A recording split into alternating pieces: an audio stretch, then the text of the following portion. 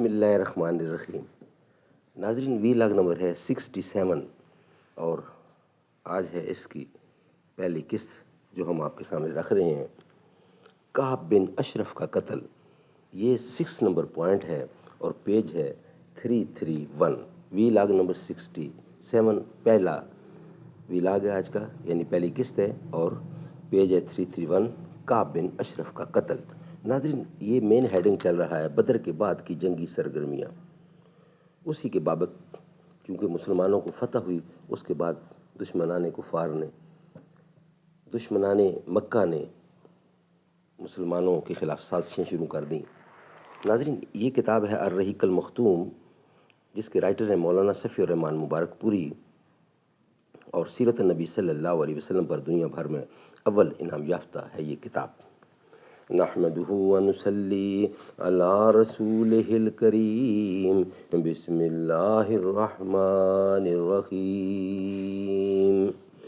مسجد تو بنا دی شب بھر میں ایمان کی حرارت والوں نے، من اپنا پرانا پاپی ہے برسوں سے نمازی بن نہ سکا، کیا خوب امیر فیصل کو سنوسی نے پیغام دیا، تو نام و نسب کا حجازی ہے پر دل کا حجازی بن نہ سکا۔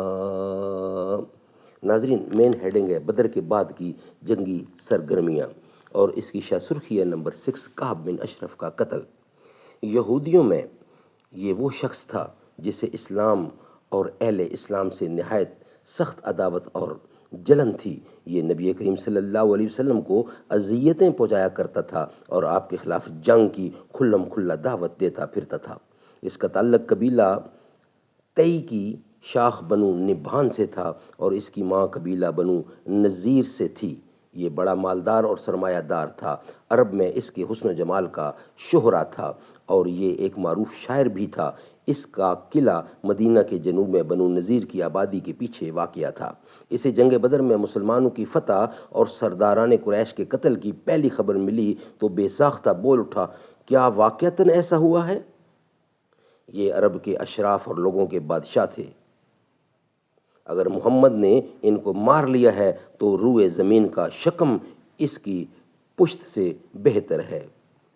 اور جب اسے یقینی طور پر اس خبر کا علم ہو گیا تو اللہ کا یہ دشمن رسول اللہ صلی اللہ علیہ وسلم اور مسلمانوں کے ہجو اور دشمنان اسلام کی مدح سرائی پر اتر آیا اور انہیں مسلمانوں کے خلاف بھڑکانے میں لگا۔ اس سے بھی اس کے جذبات آسودہ نہ ہوئے تو سوار ہو کر قریش کے پاس پہنچا اور مطلب بن ابی وداع سہمی کا مہمان ہوا۔ پھر مشرکین کی غیرت بھڑکانے، ان کی آتش انتقام تیز کرنے اور انہیں نبی اکرم صلی اللہ علیہ وسلم کے خلاف آمادہ جنگ کرنے کے لیے اشعار کہہ کر ان سرداران قریش کا نوحہ اور ماتم شروع کر دیا، جنہیں میدان بدر میں قتل کیے جانے کے بعد کنویں میں پھینک دیا گیا تھا۔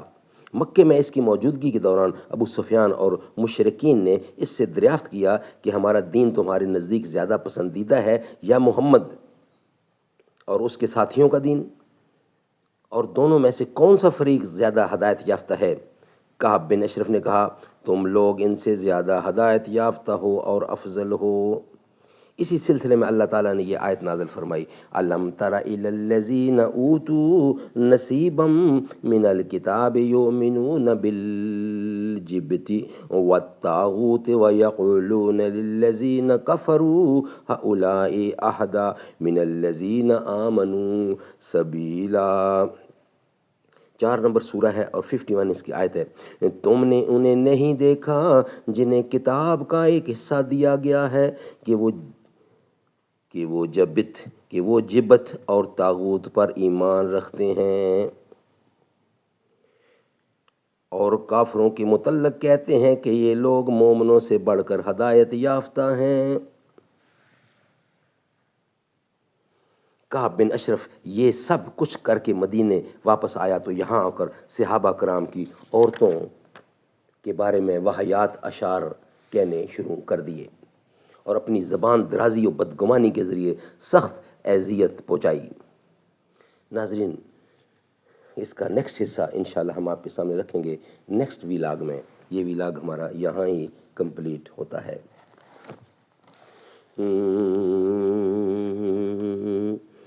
دل میں سرکار دو عالم کی وفا کافی ہے، قلب مضطر کو مدینے کی دوا کافی ہے. جتنے بیمار شہ طیبہ ہیں ان سے کہہ دو لب پہ بس صلی اللہ صلی اللہ کافی ہے. کہتا ہے عشق میں دیوانہ مچل کر ان کا، دنیا عقبیٰ میں شہیدی عطا کافی ہے.